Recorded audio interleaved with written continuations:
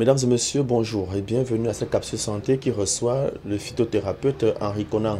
Avec lui, on parlera de l'infection urinaire. Qu'est-ce que l'infection urinaire? Comment se manifeste la maladie? Quels sont les symptômes? Et quels en sont les moyens de traitement? La réponse, c'est tout de suite. Tout à l'heure, j'ai parlé en entame de cette émission des infections urinaires, docteur. C'est quoi une infection urinaire? Une infection urinaire, c'est une infection des voies urinaires, en fait de l'appareil urinaire, qui peut être la vessie, une infection de la vessie, une infection des reins, par exemple. Et c'est l'idéal, lorsqu'on parle des infections urinaires, c'est beaucoup plus de l'appareil urinaire. Il faut parler de maladies sexuellement transmissibles, parce que c'est plus important de parler des maladies sexuellement transmissibles, parce que c'est celles qui touchent à peu près 80% des jeunes sexuellement actifs. D'accord, docteur. Alors, on va donc parler de maladies sexuellement transmissibles. Comment ça se manifeste une telle maladie? Déjà, parlant des maladies sexuellement transmissibles, il y en a plusieurs.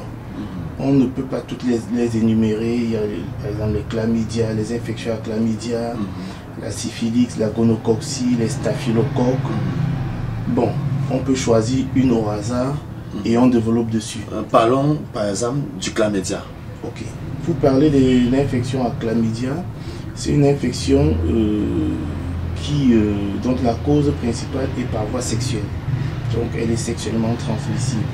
Et dans les premiers symptômes, généralement c'est une infection asymptomatique. Donc la plupart des patients qui la portent peuvent ne pas développer de symptômes. Mais dans le cas où il y en a, généralement chez les hommes, c'est une inflammation des voies urinaires. Donc la présence d'un liquide lorsqu'il urine. Ça c'est un liquide blanchâtre lorsqu'il urine. Mais c'est chez les femmes qu'elles peuvent développer beaucoup plus de symptômes. Par exemple, une douleur lors des rapports sexuels, saignement entre les règles, une inflammation de la vessie, les douleurs pendant qu'elle urine,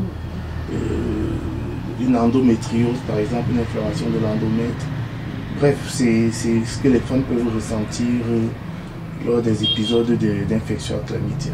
D'accord, docteur. Et à présent, quelles peuvent être les conséquences d'une telle maladie chez un patient? Un patient qui a une telle maladie court-il des risques? Oui. Il faut savoir que la première conséquence d'une infection à chlamydia, c'est la stérilité. La stérilité? Oui, la stérilité, parce que vous pouvez avoir les trompes bouchées à cause des germes, vous pouvez avoir les trompes bouchées, vous pouvez avoir, dans le cas des hommes, soit une azospermie, soit une oligospermie qui est liée à l'infection, soit une mauvaise production des spermatozoïdes, donc soit azospermie, asténospermie, oligospermie, tératospermie.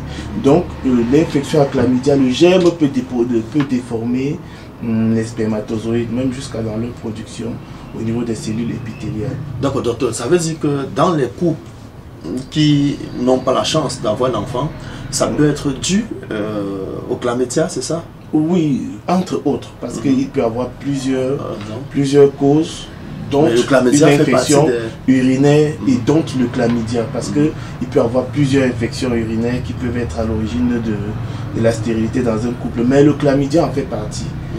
Le chlamydia, c'est une des infections leaders dans le classement des infections urinaires. C'est la plus courante.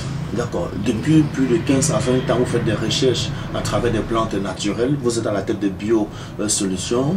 Alors, on aimerait savoir, est-ce que chez vous, il y a un moyen de traiter une telle maladie qu'est le chlamydia? Qu'est-ce que vous conseillez aux patients qui souffrent du chlamydia aujourd'hui? Oui, déjà, nous avons un produit, le Bio-Chlamydia, qui est là, qui est indiqué pour la prise en charge des infections sexuellement transmissibles et des maladies sexuellement transmissibles, qu'elles soient chroniques ou pas.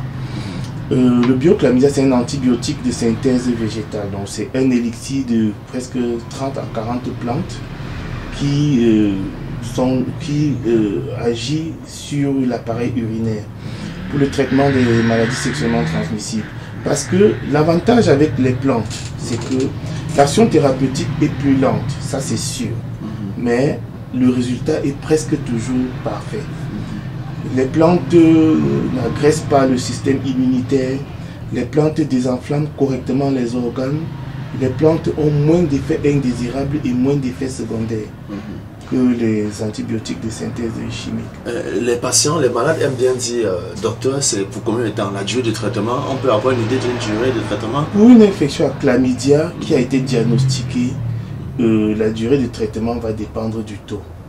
En fonction du taux, on peut vous indiquer une durée de traitement bien précise.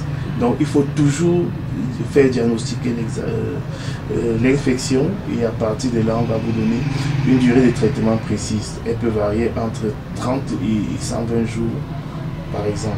Merci, docteur. Ok, merci à vous.